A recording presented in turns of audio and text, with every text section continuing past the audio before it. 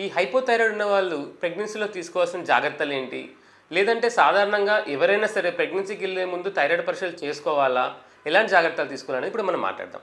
సాధారణంగా already thyroid ఉన్న వాళ్ళైతే కనుక ప్రెగ్నెన్సీకి వెళ్ళే ముందు కంపల్సరీగా మీ యొక్క డాక్టర్ని కలిసి టీఎస్హెచ్ లెవెల్స్ అనేవి కంట్రోల్లో ఉన్నాయా లేదని టెస్ట్ చేసుకోవాలి. ఎందుకు?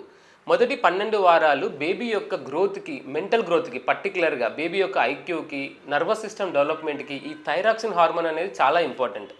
మీ యొక్క టీఎస్హెచ్ లెవెల్స్ అనేవి సాధారణంగా మీరు ప్రెగ్నెన్సీకి ముందు 4.5 వరకు ఉన్న మేము okay with in the limit అంటాం, కానీ ప్రెగ్నెన్సీకి వచ్చేసరికి టీఎస్హెచ్ లెవెల్స్ అనేవి 2.5 లోపు మేము కట్ ఆఫ్ పెట్టుకుంటాం. సో ఈ ప్రెగ్నెన్సీ యొక్క మొదటి 3 నెలల్లో బేబీ గ్రోత్కి థైరాక్సిన్ హార్మోన్ అనేది చాలా ఇంపార్టెంట్. కాబట్టి మీ యొక్క టీఎస్హెచ్ లెవెల్స్ అనేవి విత్ ఇన్ ద లిమిట్స్ 2.5 లోపు మెయింటైన్ చేయడం కోసం కంపల్సరీ మీ డాక్టర్ని తరచూ కలుస్తూ ఉండాలి. మీరు ఆల్రెడీ థైరాయిడ్ 25, 50 లేదా 75 వేసుకుంటున్నట్లయితే కనుక కంపల్సరీ మేము దానికి కనీసం 25% నుంచి 30% మోతాదుని పెంచుతాం. ఎందుకంటే మీ ప్రెగ్నెన్సీలో కొంచెం బరువు పెరగడం, దానికి తగ్గట్టుగా బేబీకి కూడా థైరాక్సిన్ అవసరాన్ని బట్టి మేము ఇంకొస్త థైరాక్సిన్ లెవెల్స్ అనేవి ఎక్కువ ఇవ్వడం జరుగుతుంది. ఆ విధంగా ఇవ్వడం వల్ల బేబీ యొక్క మెంటల్ గ్రోత్ వీటన్నిటి కూడా మనం రెగ్యులేట్ చేయవచ్చు. ఒకవేళ థైరాయిడ్ టీఎస్హెచ్ లెవెల్స్ అనేవి సరైన కంట్రోల్ లేకపోతే ఎటువంటి సమస్యలు మనకు రావచ్చు ప్రెగ్నెన్సీలో.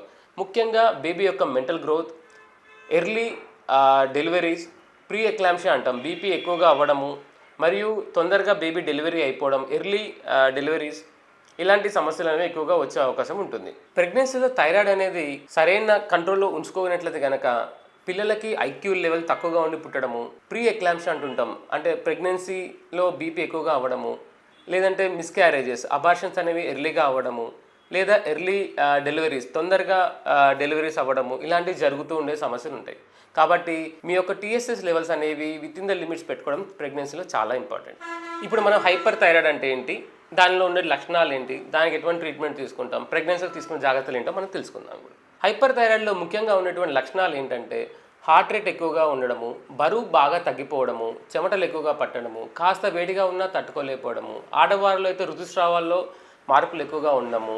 హైపర్ థైరాయిడ్కి 3 రకాల ట్రీట్మెంట్స్ ఉంటాయండి. ఒకటి ఓరల్గా మందుల ద్వారాను, రేడియో అయోడేషన్ ట్రీట్మెంటు, మరియు కొన్ని థైరాయిడ్ గ్లాండ్ కనుక బాగా ఎన్లార్జ్ అయ్యి గాయిటర్ కనుక ఉంటే కనుక దాంట్లో సర్జికల్ ఇంటర్వెన్షన్ కూడా ఉంటుంది. సో ముఖ్యంగా ఏ స్టేజ్లో ఉన్నారు, ఎన్ని సంవత్సరాలు మందులు వాడారు అనే దాని మీద డిపెండ్ అయ్యి మీ యొక్క ట్రీట్మెంట్ ఆప్షన్స్ అనేవి డిపెండ్ అయి ఉంటాయి. పైన చెప్పిన లక్షణాలు కనుక ఉన్నట్లయితే కనుక దగ్గరలో ఉన్నటువంటి మీ డాక్టర్ని సంప్రదించి మీ యొక్క టీఎస్హెచ్ లెవెల్స్ని చెక్ చేసుకొని దానికి తగిన ట్రీట్మెంట్ తీసుకోవాల్సిన అవసరం ఉంటుంది.